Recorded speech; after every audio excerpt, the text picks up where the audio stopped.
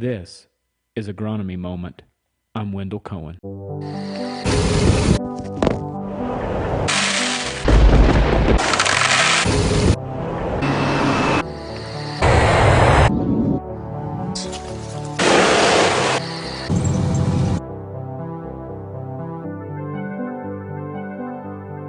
Hey, good day, everybody. We're going to do a podcast here today, just kind of a year in review for 23. It seems like it does good to document sometimes what happens in the year, so we don't just have we don't forget, what's going on, and we can kind of use it in the future if there's ever anything to learn from it. And joining me today is Celena. Thanks for being here, and we are going to dive right into corn and just talk about it a bit. We don't really have corn examples, but we'll just talk, and then we'll jump into soybeans. Okay, Celena, talking a little bit about corn, what are some things that we could possibly look at for as, I'm interested in knowing maybe some of the road ditches we experienced this year, more extreme weather, and then what are some things we might be aware of as we're analyzing our data this fall and winter? Yeah, so right from the get-go and throughout the whole year, it's a pretty safe bet to say that we had some dry, persistent conditions all year long in most cases. And for those that got some of those spotty showers, might be pleasantly surprised. But to that point, I think, going back to the start of planting and the conditions we had there were dry and cool conditions. And we faced some adverse things there that we're usually not used to facing. Yes. We're usually, more towards that maybe cool, wetter time frame, or soil conditions rather. And so I think, as talking to some farmers going through their fields, they've been pleasantly surprised in the face of the drought this year. Right.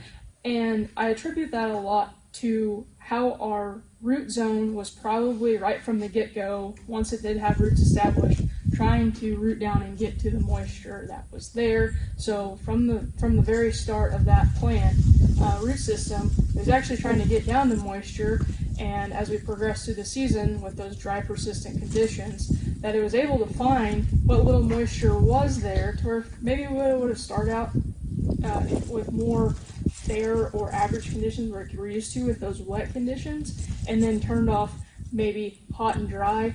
We might not have had as good of a root zone established to get down to that moisture.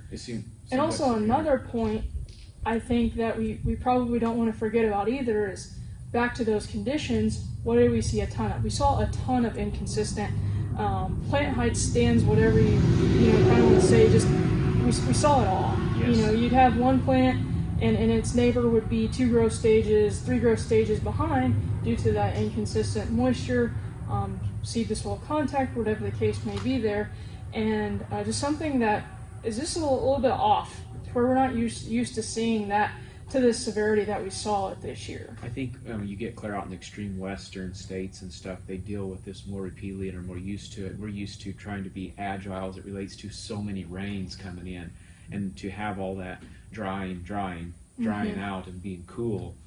You're right. We weren't there, and so think about a little bit as we got into summer, and some of the things we did see, like field to field, even sometimes inconsistent. I've talked to some customers, even noticed it as they would progress across the field.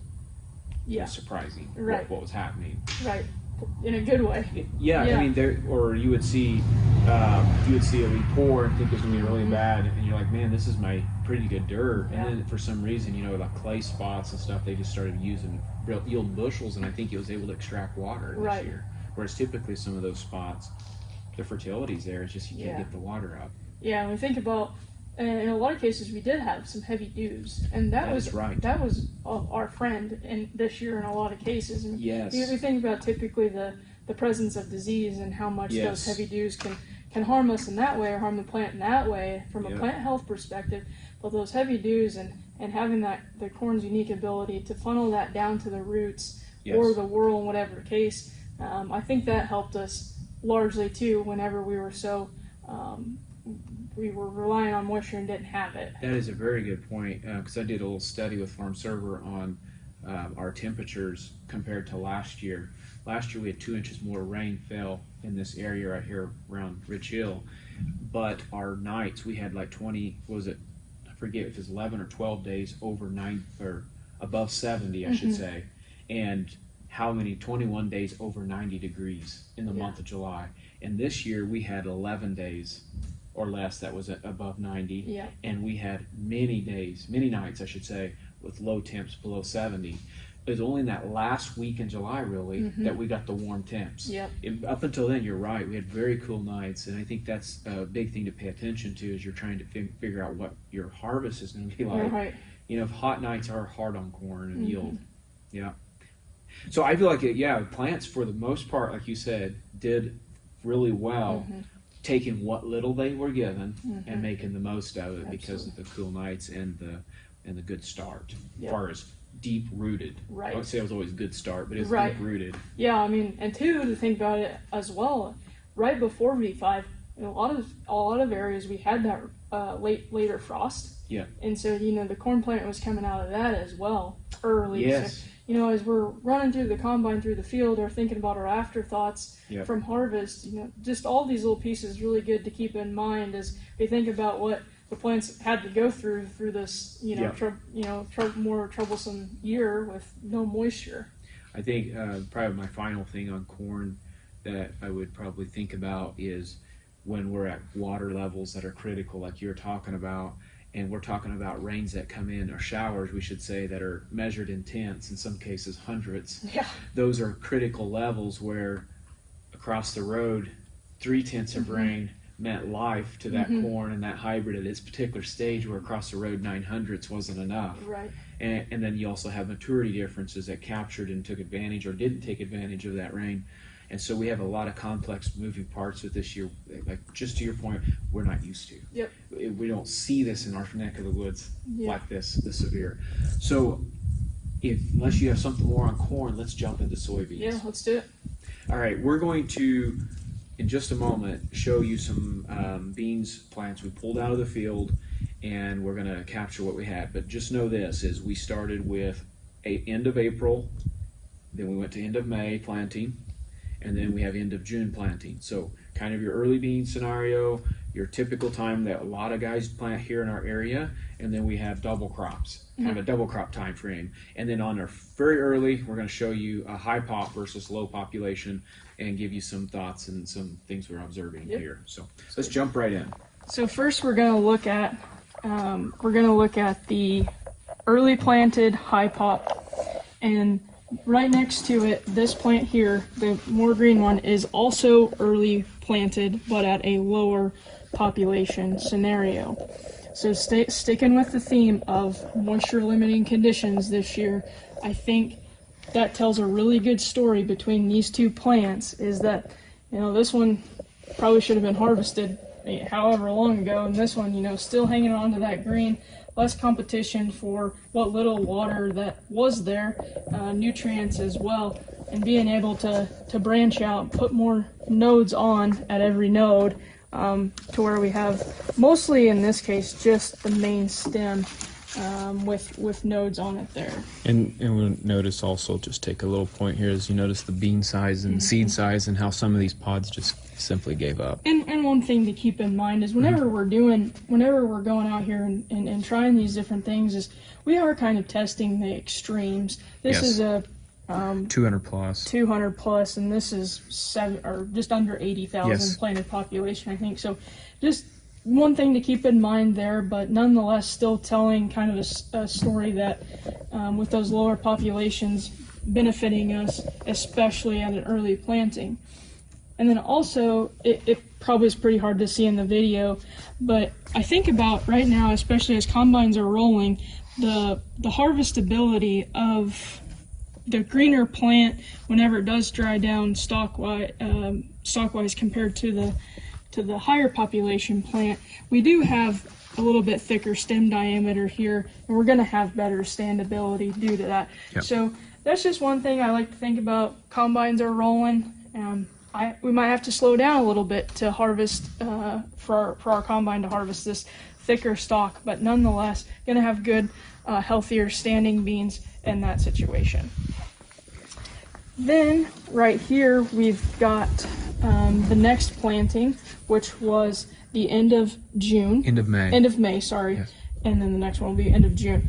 So again, really seeing here, looking really, really good in comparison to that earlier planted bean. Still hanging on to green and filling out pods very well. Wendell and I were kind of discussing that this potentially, maybe the better time frame for this year, as rains were a little bit more favorable around this time. That's right. For this year, that is. For that final fill in some areas here. Mm-hmm. Yep. And then lastly is like Wendell said, targeting that double crop time frame. So the end of June is when this one was planted, and we can see that, and again, all of these are at a lower population scenario. That's correct. In this situation, this plant looks very good, especially for a low pop. Most generally speaking, in a double crop time frame, we're probably going to be bumping our populations more so than maybe where this plant was planted at. Nonetheless, I think it still tells a really good story of, and that lower population on a year like this, hanging on to quite a bit of that green and doing well, filling out pods even up the main stem to the top nodes there. Yep. So. And I would make a comment here that because of its extremely low pops, we typically don't get this type of years, it seems like, and more population typically in double crop is better, right? Yep. But in this case, where we pulled it from a low pop side for comparison's sake, Yep. you're seeing a double crop that probably looks better than the average. Right. Yep. I think a lot of people would be tickled if they had that. Unfortunately, this year we haven't had the rains. So. Right. So I thought it'd be worth popping this picture of all the pods together for comparison's sake, because after we shot the video, we pulled the pods off the plants, lined them up in columns, and counted them. And to see and to visualize the different production, and I guess the thing that surprised me is how many pods there were on the end of April time frame. There was a lot more pods than I was expecting. I think the takeaways there in the 2 April ones is high pops versus low, is to see that as we put those too many pops, we just ultimately stress the plants. Our seed size got really small, the pods got less, the seeds per pod were reduced, the plant also stressed enough where it looked like the drought terminated it earlier than the lower pops. And so that was some takeaways there on that. The other part is to compare the April 30 to the May 28. I was surprised that we had more pods and more seeds per pod than the May 28, given that the little later planted is taking advantage of some of these more recent rains. However, seed size should be larger in the May 28.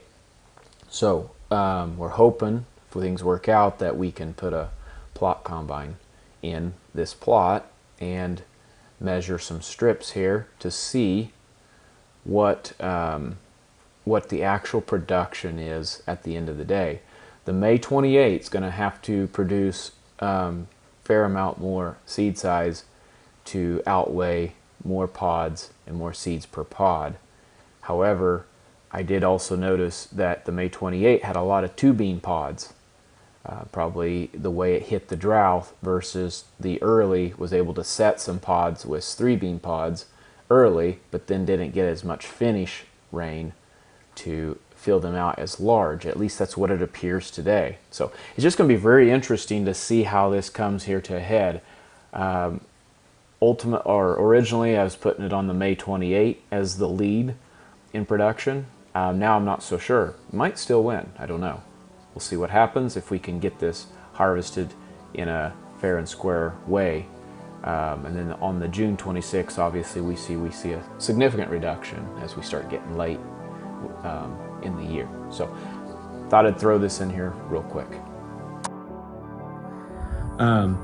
Anyway, anything else, Celena, you'd want to add?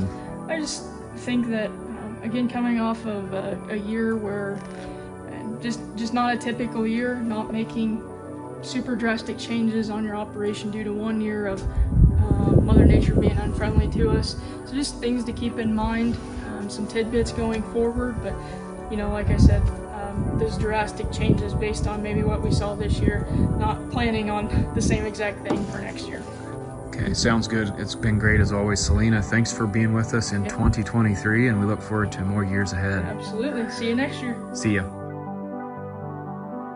If you want alerts on what we are finding in the field, go to topagservices.com/signups to receive alert, or subscribe to our YouTube channel. It is our goal to bring you the most recent and advanced information possible. If you have any questions or feedback, feel free to reach out to us anytime. We also ask you that you give us a like and follow our channel wherever you listen to your podcasts or watch these videos. This ultimately helps us reach more people like you. Hello?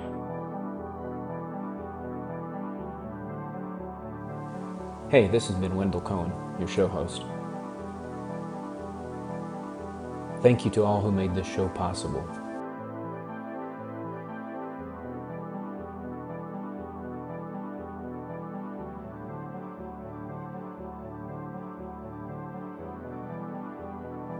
This show is over. See ya.